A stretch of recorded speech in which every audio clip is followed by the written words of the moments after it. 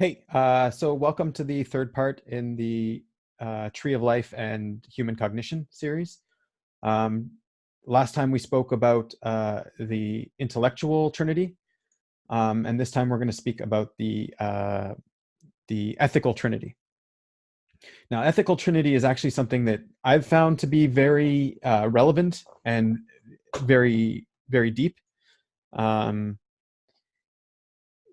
it's Well, I guess let's just sort of get into it. So the basics is the male trait is going to be generosity, loving kindness. Okay. So you can see right away that generosity and love is an ethical thing. It's a side of the ethic. The other side is, I guess, so this is chesed, this is gvura. Gvura, I guess, strength, but it's more like self-control, restraint. Um, it's Strength is also a good translation, I guess. Um, but they're two different traits that are basically opposed to each other. So on the one hand, you have this very masculine trait in this way. It's very giving. It's very overflowing. And then you have the feminine trait of receiving. Strength is also receiving. Gvura, it's also holding back. It's the saying no of things. Um, so so we can get a little bit into what's a rectified version and an unrectified version. Okay, so loving kindness, obviously, you get generosity, you get helping people out, right? You can see how this is part of the ethical system, is just being overly kind to people, right? Now, obviously, if you're too kind to everybody, you're going to end up suffering yourself. If you're too giving to one person, you're going to be not giving enough to the other, right? Let's just say you have $1 and you want to stick it in the best place possible. So loving kindness is just going to throw that dollar right away as soon as it finds a someone to give it to, right? Whereas if it's balanced, it's going to be like, hey, wait, I want to put this dollar where it belongs, where the best place I can stick it, right? And that's where the ethics and the morality is going to come in. Like, how am I going to hold back my loving kindness and give it to the best place that would be received, right? And so that's where the balance comes between the two, directing that loving kindness, right? And the rectified side of this is, um, uh, let's say, holding back on judgment. I guess so. Another name for this is Dean, which is judgment. It's giving people what they deserve. So let's say somebody stole something, right? And so you want to punish them, right? This is the side of the ethics that is punishment, right? And punishment isn't a bad thing; it's a necessary thing. But the question is, what kind of punishment are you going to give them, right? If it's unrectified and you cut off their hands or something for stealing, then it's unrectified. It's not ethical, right? Um, the ethical side comes from the balance between, not being too kind and loving to this person who's committed a crime, but also not being too strict in your judgment to the person who's committed the crime. Make the punishment fit the crime, basically. And so this is where the ethical balance will come in. Now, this trait you can also see connects to the temporal side. It's closer to the temporal side of our cognition, and basically tiferet, beauty. It's really actually mercy. In traditional Jewish Kabbalah, you'll see some people call this mercy in I don't know, Gnosticism and stuff like that. Whatever. But the idea of mercy is holding back, delaying, waiting, right? It's introducing the temporal side to this. So, for example, someone stole something, you can implement mercy, and you can delay punishment, give them the chance to repent and go back and give the item back, right?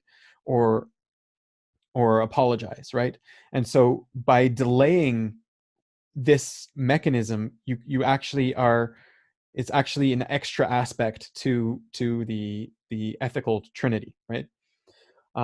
So let's get into the unrectified side. If you're too loving and too giving, obviously you can give your energy in the wrong place.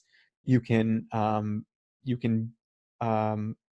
suffer yourself or take away from someone who like take away from one person, like steal from one person to give to the other, right? If you're too giving, let's say someone wants to cut in line and they're asking you, hey man, can I get in front of you in line?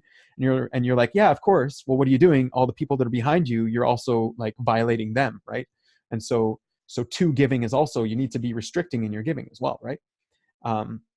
And the other side, the more depraved side, is this is where like sexual depravity comes. I know that this is the sexual organ here, but this is this in Kabbalah, at least in cognition, is where the sexual depravity comes in from. Too much love in the wrong place, right? And the traditional idea is maybe incest or whatever. Like you need to have this restraint, this self-restraint from giving love to the wrong person, right? And I guess even the same thing with like, I don't want to get this video flagged, but we can talk about like really bad forms of love towards people who don't want the love. And this is also in this one, right? So this is the male trait. It's the over generosity, and you see that really also it's predominantly the problem is with men in this over. I guess I don't know. I don't want to say anything. Whatever. Forget I said that.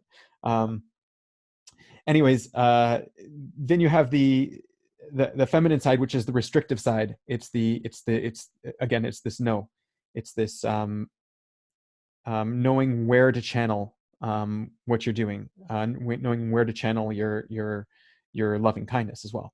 And then the unrectified side of this is punishing people who don't deserve it, or overly punishing people, going towards murder and things like this, for like finding a justification to be bad to someone, right? And this is where the justification comes from. Like, obviously, none of us deserve life. None of us deserve anything, right? And so you can always find some justification for overly punishing anyone. Like, and so that's this side. It's really harsh judgment. And it's the rectified side is holding back. It's self-restraint, self-control, which is a huge side to ethics. Okay, so how does this come into? I'll give like a really cool metaphor that I thought of. So you have this traditional comic book sort of duel between the good guy and the bad guy, right? This happened in the first Batman with the Tim Burton Batman, where the Joker falls over the roof and Batman catches him, right? And so he's holding this Joker in his hand, right? Now I've got a call coming in. I'm just gonna cancel it. So he's holding the Joker in his hand, and he's saying, okay, what am I going to do with the Joker? Batman is in this position of power, right? Am I going to show him love? Am I going to pull him up, right? Now, that's an ethical quandary, right? Am I going to let him fall, right? Am I going to give him justice because he's killed so many people? He's a horrible person. He deserves death, right? Am I going to give him what he justly deserves? Or am I going to wait? Am I going to give him this aspect of mercy? I'm going to give him a chance to repent, right? And so that's what happens in the movie. Batman holds onto his hand and he tries to get him to repent, right? And then, yeah, we know the Joker sort of attacks him. He shows his true colors. He's like, I'm not going to repent. I'm just going to try to make you fall with me or whatever. And then he ends up getting what he deserves, right? But theoretically, if this aspect of mercy showed that the Joker was actually repenting, he could have pulled him up, given him the love, pulled him up, and he still would have been punished by the law or whatever, but he wouldn't have died, right? So this is sort of the ethical quandary between what am I going to show to somebody, right? And sometimes, like if you're really angry, right, you might not want to show love. You might start to show this sort of aspect of judgment of like, let's give him what he deserves, right? If you hold back your anger, if you're able to delay your anger, if you're able to say, okay, I'm not going to be angry now, right? And this is why it's called beauty and mercy. You hold back your anger. I'm not going to give them what they deserve. And this is the mediator between the two sides. And you can see this, actually, if you start to look at it, you can see it happening in ethics everywhere. Whenever anyone makes any kind of ethical judgment or ethical decision, they go through this sort of process. Again, you can find a justification, right? You can justify being cruel to someone at any time if you're not imbalanced. You can Yeah, I'm sure I had more about this, but that's just the general idea. You can also see throughout history, some civilizations stressed one side more than the other side. If you're into history, um, like for example, um, well, I won't get into it. That's might actually end up being offensive. Anyways, have a good one. The next video is going to go into the temporal side. Um, and yeah, again, I'm just going to say, so this is the idea that your will comes down. And in order for it to go down, it has to come through your ethical side. Your ethics have to approve your will in some way, right? You have to justify it in some way. And you can always allow your will to come through. You can always allow it to bypass it some way. You can be creative, right? You can use your creativity to allow it to bypass somehow. You can use your knowledge to allow it to bypass somewhere somehow.